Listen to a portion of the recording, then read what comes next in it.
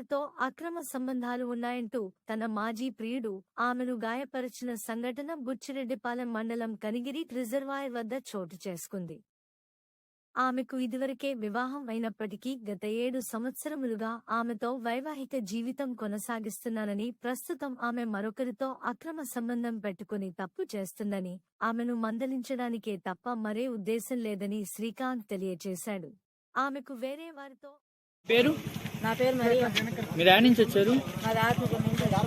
ఇక్కడ ఎందుకు నా ఆత్మకూరు అయితే ఇక్కడికి ఈ రోడ్డు కాడికి రావాల్సిన కారణం ఏంది? నీతో ఫోన్ చేస్తున్నాడా? ఏడు మా ఫ్రెండ్ ఒక అమ్మాయి ఉంటే అమ్మాయిని కలిసి మాట్లాడదాం అని చెప్పి వచ్చిన.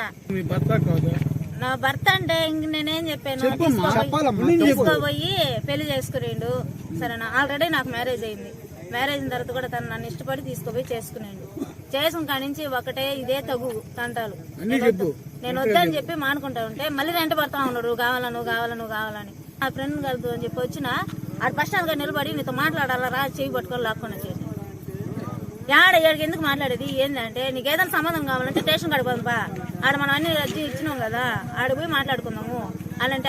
లేదు నీతో మాట్లాడాలా రా అని చెప్పి అక్కడ తీసుకెళ్ళాడు.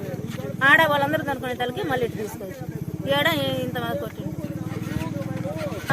గొడవలు తగ్గి ఏడ గీటు తీసుకునేది.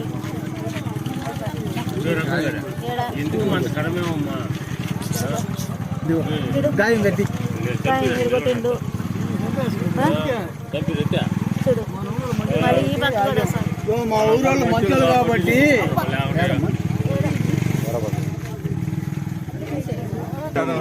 మనిషి అసలు అందుకు వచ్చేది టైం గడికి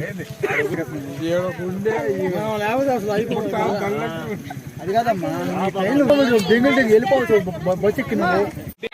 మీ ఇద్దరు పేర్లు నేను మందు తాగాను సార్.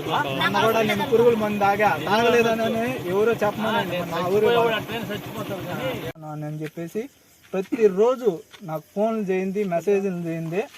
అమ్మాయి చేయకుండా ఉండదు. నేను గమ్ముగా మానేసుకున్నా. సరే నువ్వు వదిలేసదా, నువ్వు వదిలేయి. నువ్వు తప్పు చేస్తుండవు వదిలేసి. పేరు శ్రీకాంత్, నా ఊరు బంతలపాలెం అన్న. ఏం పని చేస్తుంటావు? నేను బేల్దారి పని చేస్తా. అమ్మాయికి పొలం పని చేస్తుంటా. అమ్మాయికి నీకు ఎన్ని సంవత్సరాలు పరిచయం? 7-8 సంవత్సరాల నుంచి పరిచయం. నీ భార్య పెళ్లి చేసుకున్నావా? చేసుకున్నాను. కడవలూరులో నా మీద మా అమ్మ మీద కేసు కూడా పెట్టింది అమ్మాయి. అది నా జీవితాన్ని చాలా నాశనం చేసింది. కాబట్టి నేను ఈరోజు తప్పు చేస్తుంటే దొరికింది కాబట్టి తీసుకొని వచ్చి ఇక్కడ మందలిస్తున్నాను. ఆ సమయంలో అమ్మాయి వచ్చేసి నన్ను ఎట్టంటే అట్ట మాట్లాడబట్టి నేను చేయి చేసుకున్నాను. నరికేవా అమ్మాయిని? నరికేవా? కత్తితో నేను నరకలా. 2 ఘాట్లు ఉన్నాయి, అది కూడా నువ్వు ఒప్పుకో. కత్తితో 2 ఘాట్లు పోయినాయి, చేతిలో పట్టుకొని ఉన్నా. 2 ఘాట్లు పోయినాయి. నువ్వు వాళ్ళు కరెక్ట్ గా చెప్పు మీడియాకి. కత్తితో 2 ఘాట్లు